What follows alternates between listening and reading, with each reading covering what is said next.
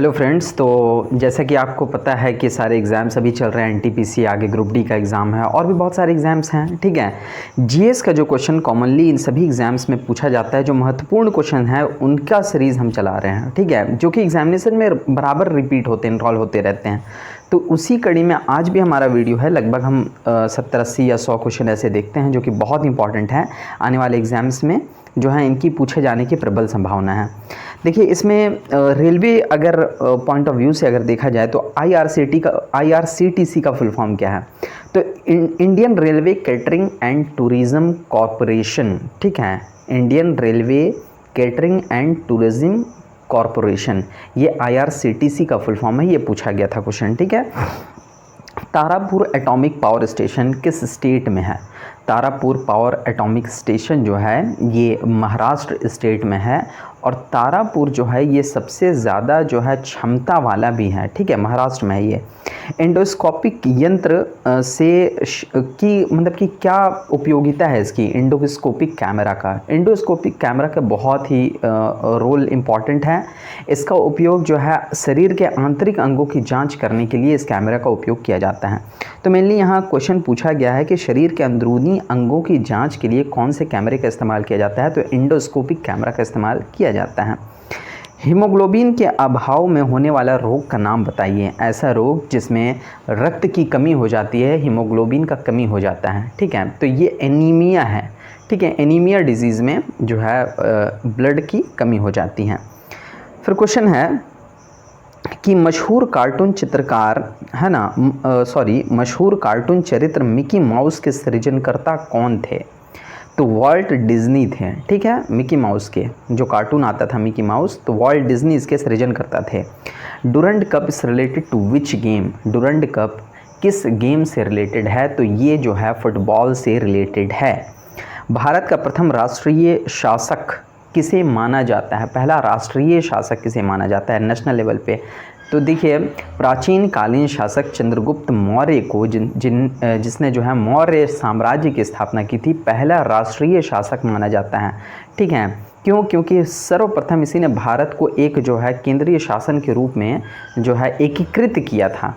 ठीक है, तो इसलिए चंद्रगुप्त मौर्य को भारत का पहला राष्ट्रीय शासक माना जाता है। 322 बीसी में इसने जो है नंद वंश के अंतिम शासक धनानंद को हरा करके जो है मौर्य वंश की स्थापना की थी। आगे क्वेश्चन है कि डीजल लोकोमोटिव वर्क्स है ना, डीजल लोकोमोटिव वर्क्स का जो है कारखाना कहाँ पे है? वाराणसी में है। डीजल इंजन यहाँ बनाए जाते हैं।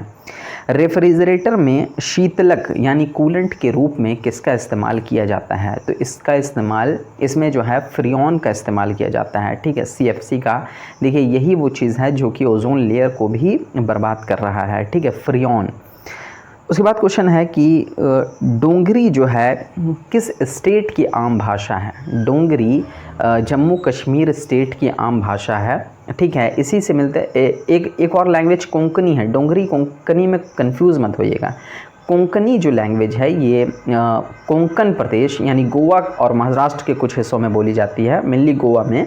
और डोंगरी ये मध्य प्रदेश जम्मू कश्मीर में बोली जाती हैं। ठीक है, डोंगरी लैंग्वेज को भी जो है संवैधानिक संशोधन के द्वारा 8वीं अनुसूची में शामिल कर दिया गया है। 8वीं अनुसूची का संबंध भाषाओं से है, जिसमें लगभग नहीं एग्जैक्ट 22 भाषाएं अभी हैं मान्यता प्राप्त। ठीक है, टिहरी डैम किस नदी पर है? ठीक है, टिहरी डैम भागीरथी नदी पर है। एक और फैक्ट इससे आपको रिलेटेड बता दूं कि भागीरथी नदी पर है, और टिहरी डैम भारत का सबसे ऊंचा डैम भी है। ये उत्तराखंड में है, भागीरथी नदी पर है।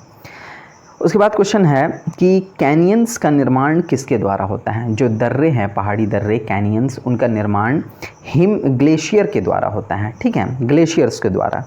गांधी जी ने दांडी यात्रा कहाँ से शुरू की थी? ये क्वेश्चन है।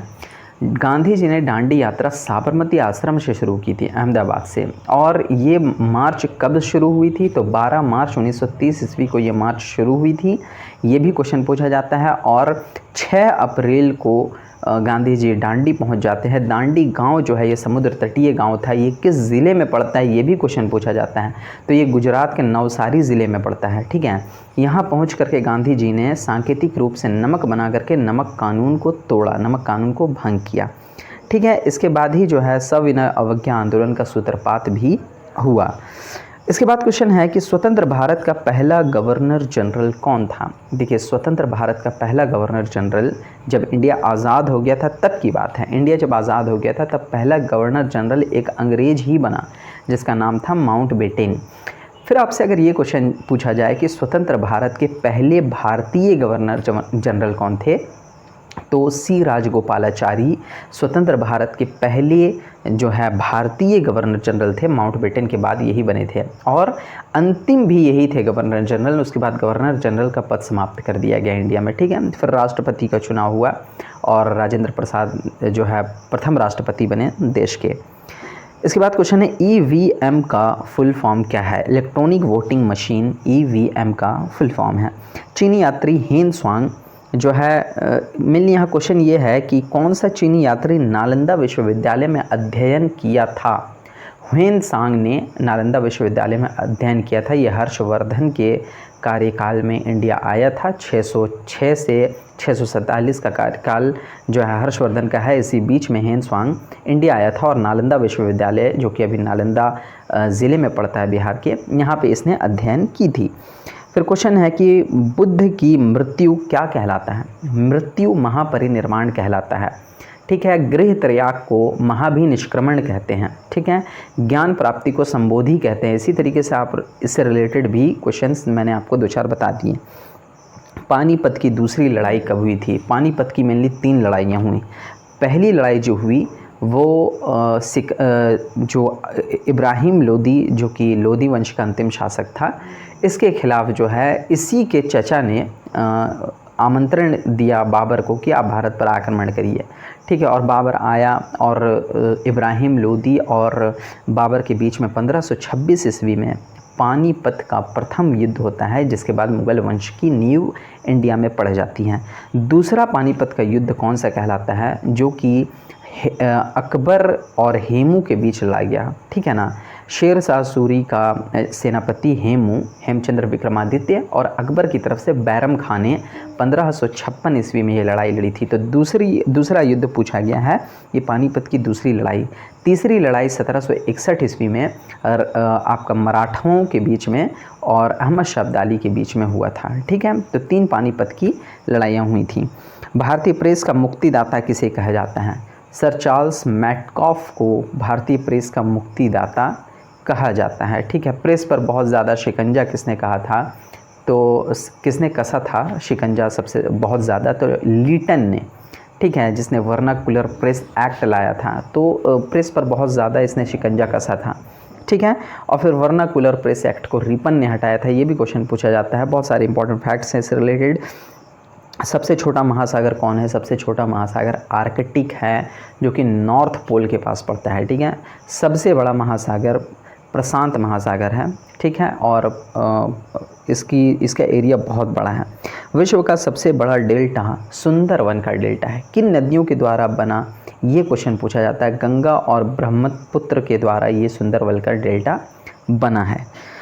उसके बाद क्वेश्चन है कि डेंगू बुखार किस मच्छर के द्वारा होता है। डेंगू बुखार जो है मच्छर के द्वारा होता है। ये वायरस से होने वाला डिजीज़ है, ठीक है। एडिस एडिप्टी नाम का ये मच्छर है जिसके द्वारा डेंगू बुखार होता है। Please subscribe, please share, and please like.